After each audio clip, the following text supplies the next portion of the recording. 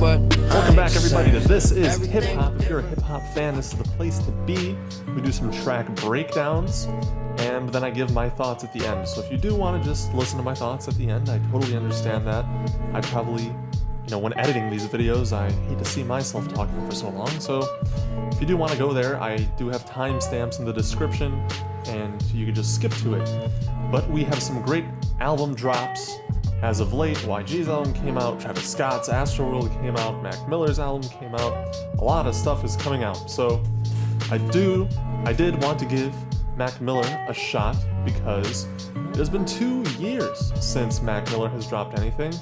And he's had this whole drama with the Ariana Grande dating situation, getting a DUI, and being in a car crash, I think. And so it seems like a very tumultuous time in Mac Miller's life. And Mac Miller, I think, is personally very underrated with some great albums like Watching Movies with the Sound Off. Good AM, I thought, was awesome. I mean, he's consistently been putting out pretty great music. There's nothing that he put out that really there probably is, but I can't think of it right now. But without further ado, it's been 2 years. Mac Miller, Swimming. Let's get into it. The opener to Swimming sets the tone for the album pretty quickly, and you better be sitting down and ready to be reflecting on your life, because you really have to listen to what Mac Miller is saying on this album to get a greater appreciation for the album as a whole, or else it just kind of turns into some pretty fantastical background music. Anyway, on this opening track, we have a very live sound with some dreamy-eyed piano playing and very calm and uplifting guitar and bass. On the track itself, Max spills some of his emotions that he's been having about life in general, and feeling trapped but trying to look at the upside of things, or at least the ways he can change the ways he thinks and acts. Mac's singing, or delivery, I don't know if I'd exactly call it singing, is actually pretty nice on here, with Mac gently making his way through the short amount of writing on this track, and adding that feeling to his lyrics by really playing with his voice and working with the inflections and stuff like that, and I think it works out really nice. What I guess I'm trying to say is that it sounds very sincere and thoughtful. I think it's a great opener overall. It sets the tone pretty quick, and it shows some great composition and instrumental talent from the team working on this project. So after the opener, we go right into Hurt Feelings, which has some crazy writing credits from Pharrell and J. Cole. And I think the way that Mac delivers the lyrics on here is pretty spectacular. He's really able to get some relatability across by changing the inflection of his voice, speeding up the pace and slowing it back down. The lyrics are pretty introspective, and they're mostly concerned with how Mac has changed and the consequences of that, for the better or for the worse. The instrumental is great too, with some padded kicks and snare hits that aren't obnoxious, but still let you know, hey, this is a rap track, this is Mac Miller you're listening to. The piano complements the very wavy synthesizer that's working in the lower register that creates a very mesmerizing canvas for Mac Miller to work on. I feel like it's a great song you could just ride around with on a nice day, and it's also one of those like soundtrack to your life kind of songs. It's very delicate and very touched up, and they did a great job on this. Up next we have What's the Use, and it's very reserved from top to bottom. From Mac's delivery to the use of the background vocals from Snoop Dogg and Sid from the group The Internet, and even to how mellow the beat is despite its funkiness. Thundercat does a really great job on the groovy as hell bass guitar on here, and Dame Funk creates a beautiful and mesmerizing atmosphere on here with the futuristic and winding keyboards. I do think that Mac, on this track in particular, could have been a little less reserved and mellow when it came to his delivery, especially on the first verse of this song. For some reason, I just have this want to have him match the groove on here, but I guess with how depressing this album becomes, it does make sense, even though I do kind of want to see Mac just cut the rug on this one, dude. Just catch the groove and have a little fun with it. Thundercat's fuzzy and synthed out bridge on here I think is also a great transition into the rest of the song. Overall though, I do think this is a really fun song. I think that everyone really does a great job on here. I do wish that Mac Miller would have, found the groove a little bit more, but there's only so much you can ask, especially with Mac, especially in the state that he's in. But overall, I think it's a great song. My My favorite part on Perfecto is actually the closing section with the beautiful strings and horns. The song is nice in general, and I do like the musical experimentation with the conga going on in it. It gives me a very tropical feeling. I feel like the chorus is just a little bit too raspy for me. And Mac's delivery on the verses is just a little meh compared to the very tropical sounding feel of the production. Although I do think the bridge on this song is spectacular. I think it's definitely well composed, and I'm sure a lot of people will disagree with me, but personally, I just don't think I'll be coming back to this song that much. Then we have the song Self-Care, which came out as a single to this album, and I still think it's a beast of a song. A lot of people that I even know personally didn't really like it when it came out, but I think it's really good.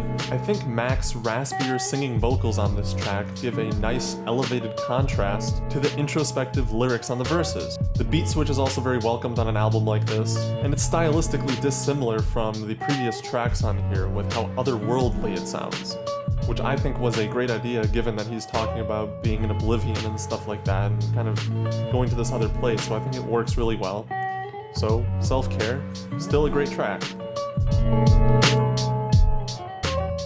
Some more great composition comes on the track Wings, where we see Mac singing a very short but poignant chorus. I also love the very small but meaningful change from the first to the second pre-chorus, where I feel like Mac is saying that he doesn't expect the same weather every day, the same conditions every day of his life.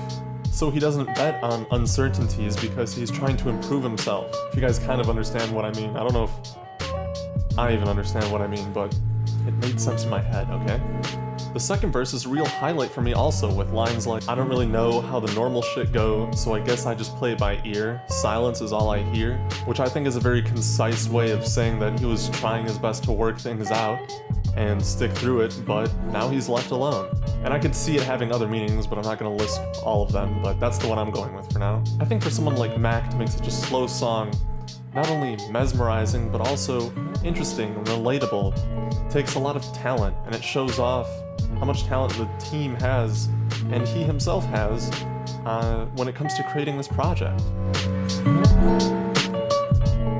Next up we have Ladders, which is a complete shift from the previous song, Wings. And it's actually one of my personal favorites of this album, with this infectious groove coming from a great bass line. We have some saxophone, trombone, trumpets, and some wet keyboards really adding to that wet, watery theme of this album. I think it's just so easy to get up and start enjoying this song with some of the seductive lyrics that Mac sings on here. Again, I wish on this track he would just bust loose a little bit and just find that groove, but I guess I can take those upbeat instrumental sections throughout the latter half of the song and just be fine with that. There's not much more I can say, just turn this track on and enjoy it. Small Worlds is up next, and it's actually another single that he dropped alongside Buttons and Programs earlier on. And Small Worlds is actually the song that I like the most, even though I did like all three anyway. They did hype me up for this album release in general. I won't really say much about it because it has been out for some time, but I do enjoy the depressed but relaxed tropical groove that John Mayer creates with the guitar on here. It's very playful in general, even with Mac's delivery and his ad-libs, and it has what I think to be another great slowed-down instrumental section at the end with some great piano playing by Asia Grant.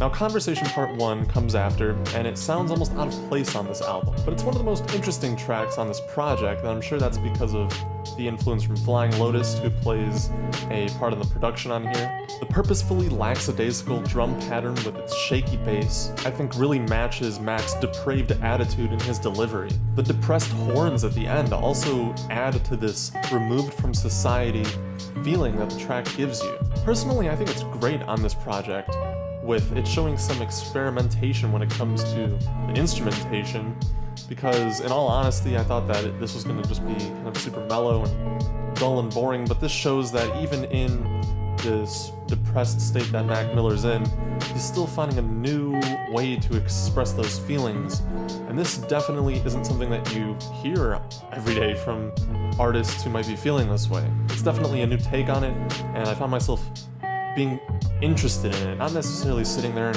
vibing out with it, but I was just listening to it and seeing how everything works, and it just made me happy for some reason. Well, not actually happy, but you know what I mean, okay? You know what I mean.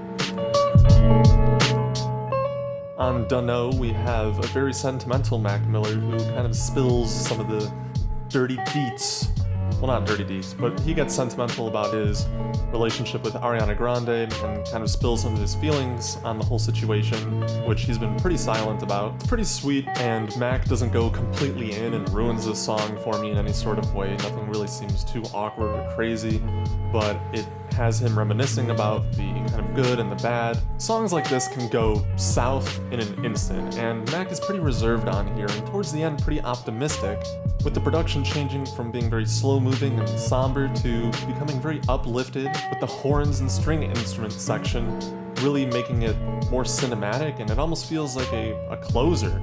I think it's bittersweet, and I think that even if you can't relate to the lyrics personally, the sentiment of the whole team working on this kind of shines through, and because of the production and the way Mac kind of delivers all of this, the feeling and the emotion that he's trying to get across really comes through on this song.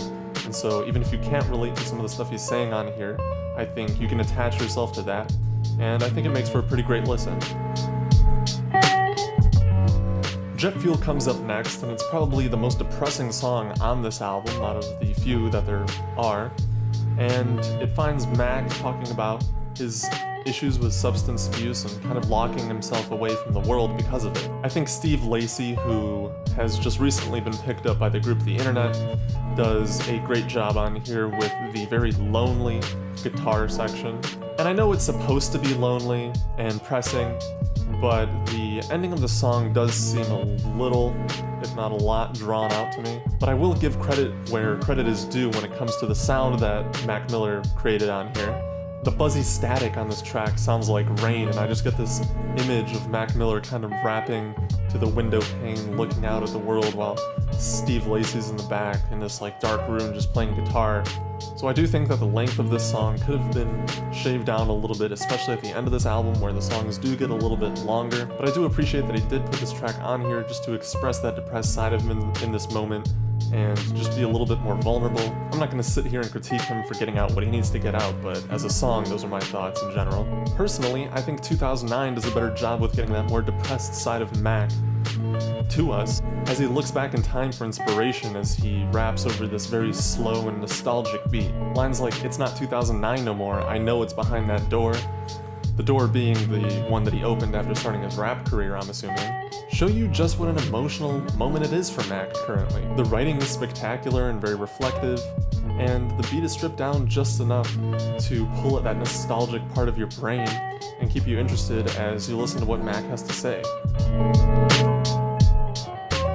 At the end of the album, we get the song So It Goes, which has some great composition even though it starts off very slow. But by the end, with the very inspiring string section and fluttering, harmonizing synths, it leaves the track off and the album off on a really beautiful note. Mac talks about what it's like not dropping music in a while, having people expect things from him and the like.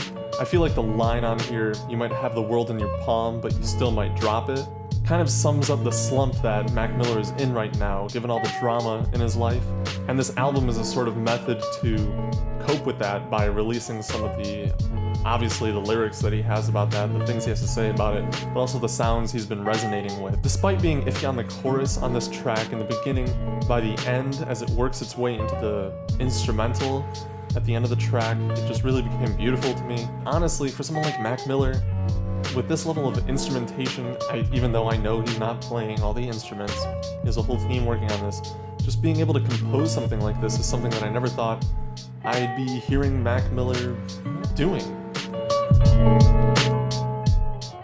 So Mac's been gone for 2 years before the release of this album. It's reflective, moody, introspective at some points, well-composed, interesting, groovy, and upbeat in others. This album is a lot of things, and many of them we're not really used to hearing from Mac, maybe in some spots, like on the Divine Feminine, but in general, this is a pretty new take on what Mac has been doing.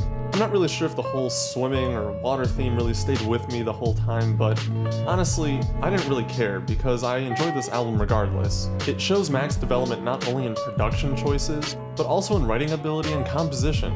And I also like that he's really trying to use his voice to his advantage and writing things that are a little bit different. There's some really short parts on here, there's longer ones. He's really trying to draw out different emotions and really get a picture across to you on many of these songs. I keep saying it, but I really do think that this is one of Mac Miller's best composed albums. And what that tells me is that even though he might be a little bit dazed, or lost in life right now because of the things surrounding him and the things that have happened to him, he knows the direction in which he wants to take his music.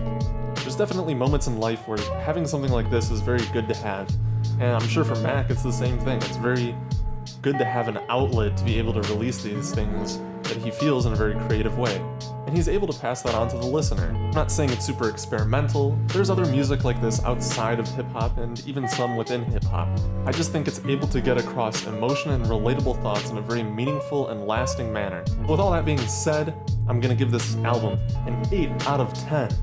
Hit me up in the comments, let me know what you think, leave a like on the video, send it to your mom, send it to your dad. So until next time, peace.